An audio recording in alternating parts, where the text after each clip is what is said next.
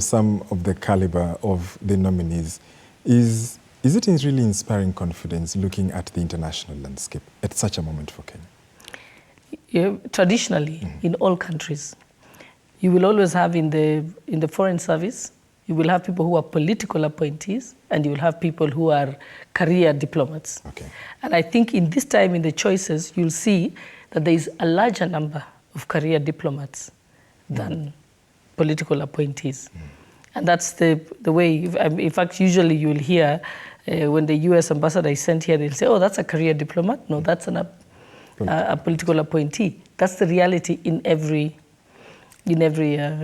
appointments of people in the foreign service. But also remember that in the foreign service, it's not just the ambassador you look at. They have serious professionals who do the job. Yes, it's like when you are appointed as a minister, the people who support the minister are actually the professionals. They are technicians who exist. It's just the way, as a member of parliament, we have serious professionals in parliament. We have some of the best economists supporting us in the budget office. So when you hear parliament is passing the budget, they're not relying on my knowledge as a member of parliament. We have professionals who do it. When you look at the Justice and Legal Affairs Committee, they have some of the best lawyers. For any of the positions in parliament, yes. So similarly, the foreign service have technicians who have mastered that and support the ambassador.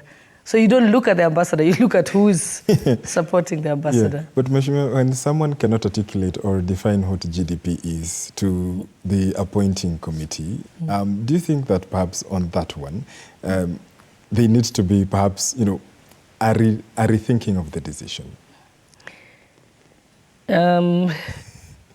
You'd expect that some of those things are common knowledge, and everybody should know it. But not everybody reads up and understands those kind of things. Like if you ask me a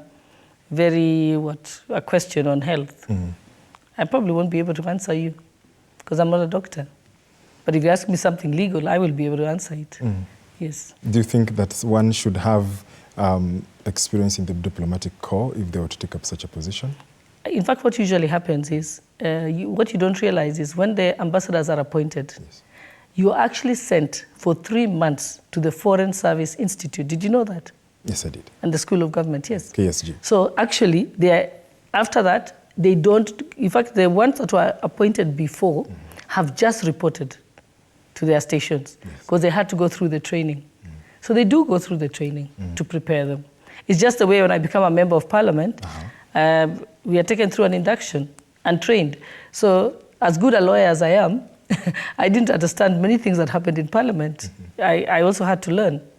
Yeah. How has it been, especially for you being deputy speaker? Is it a rough ride for you, or do you enjoy the tide? I enjoy it. You enjoy it? Yes, I enjoy it, but I had to learn.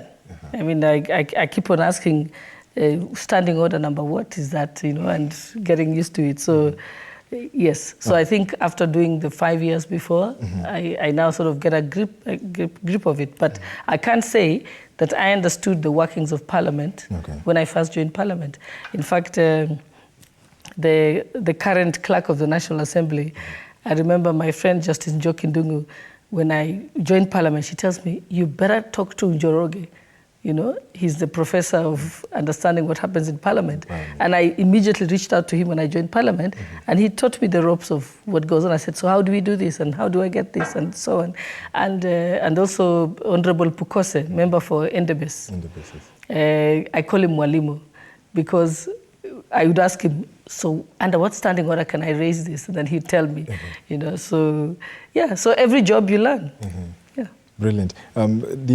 Shall we see, you served in the judiciary and you had quite some opinions regarding the stalemate we were seeing between the judiciary and the executive. Do you foresee that perhaps the solution that was arrived at following the meetings between the arms of government will sort of reduce a precipitation of such in the future?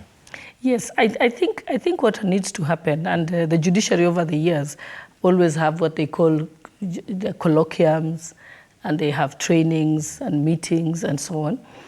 I think some of the challenges that we were seeing between the government policy position and the judiciary was just a question of a bit of ignorance, because sometimes we need to engage in seminars and explain. For example, probably if you're a judge and you're reading the law very strictly, you're correct in doing a very strict interpretation of the law.